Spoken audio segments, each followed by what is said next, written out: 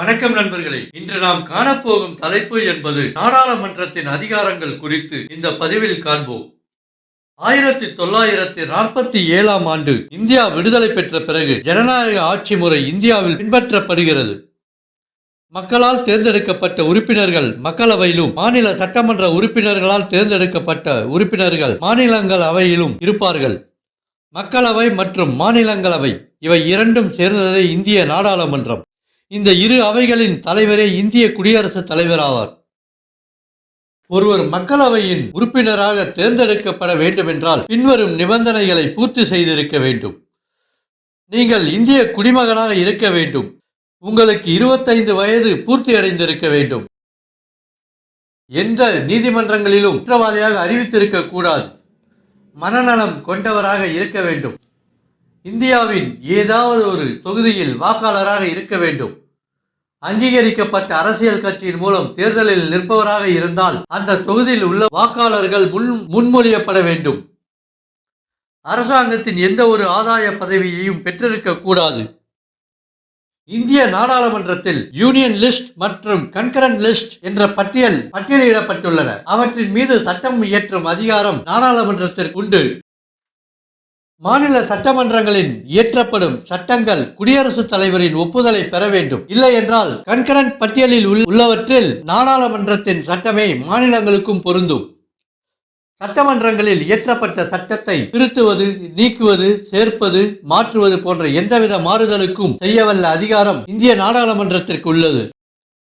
ஒரு மாநிலத்தில் குடியரசுத் தலைவரின் ஆட்சி இருந்தாலோ அல்லது எமர்ஜென்சி நடைமுறையில் இருந்தாலோ நாடாளுமன்றமே கன்கரண்ட் பட்டியலில் இருப்பவைகளுக்கு சட்டம் இயற்ற முடியும். நாடாளுமன்றத்தில் சட்டங்கள் இயற்றும் பொழுது மாநிலங்களவையில் பெரும்பான்மை உறுப்பினர்கள் வாக்களிப்பதன் மூலம் அந்த தீர்மானம் இயற்றப்பட்டு குடியரசுத் தலைவரின் ஒப்புதலை பெற்ற பின்பு சட்டமாக நடைமுறைப்படுத்தப்படும். அனைத்து சட்டமன்றங்களையும் கட்டுப்படுத்தும் அதிகாரம் நாடாளுமன்றத்திற்கு உண்டு. நாடாளுமன்றத்தின் நிர்வாக நடவடிக்கைகள் என்பது நம்பிக்கையில்லா தீர்மானத்தின் மூலம் நாடாளுமன்ற அமைச்சரவையை அதிகாரத்தில் இருந்து நீக்க முடியும். நாடாளுமன்றம் அனுமதி இல்லாமல் எந்த நிதியும் செலவிட முடியாது.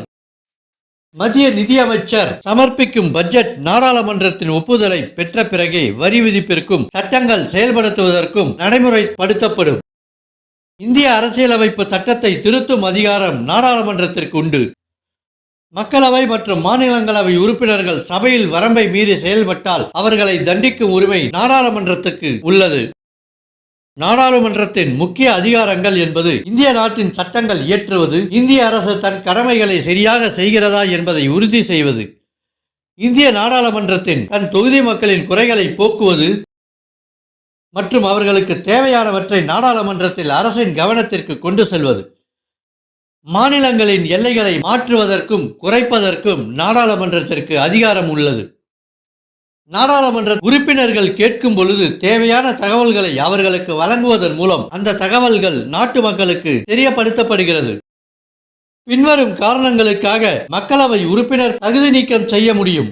இந்திய குடியுரிமை இழந்தவர், நாடாளுமன்றம் இயற்றிய சட்டத்தின் மூலம் தகுதியற்றவராக இருந்தால், திவாலானவர், நீதிமன்றத்தால் தண்டனை பெற்றவர், சமூக குற்றங்களில் பங்கு பெற்று தண்டனை பெற்றவர்கள், ஒரு குற்றத்திற்காக 2 ஆண்டுகளுக்கு மேல் சிறை தண்டனை பெற்றவர்கள், அரசு ஆதாயம் பெறும் பதவிகளை வகிப்பவர்கள் போன்ற காரணங்களால் ஒரு உறுப்பினரை தகுதி நீக்கம் செய்ய முடியும்.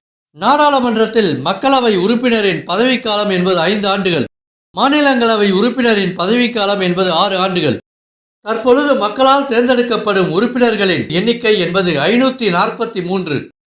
உலகின் மிகப்பெரிய ஜனநாயக நாடாக இந்திய நாடு இருக்கிறது. இதன் மூலம் இந்திய மக்களின் குரல் தாங்கள் வாக்களித்து தேர்ந்தெடுக்கப்பட்ட உறுப்பினர்களின் மூலம் இந்த நாட்டிற்கும் உலகிற்கும் தெரியப்படுத்தப்படுகிறது. இந்திய நாடாளுமன்றத்தில் இயற்றப்படும் சட்ட திட்டங்களின் மூலமே இந்திய நாடு வளர்ச்சியும் முன்னேற்றமும் அடைந்து கொண்டிருக்கிறது என்பதில் இந்திய நாடாளுமன்றம் முக்கிய இடத்தை வகிக்கிறது.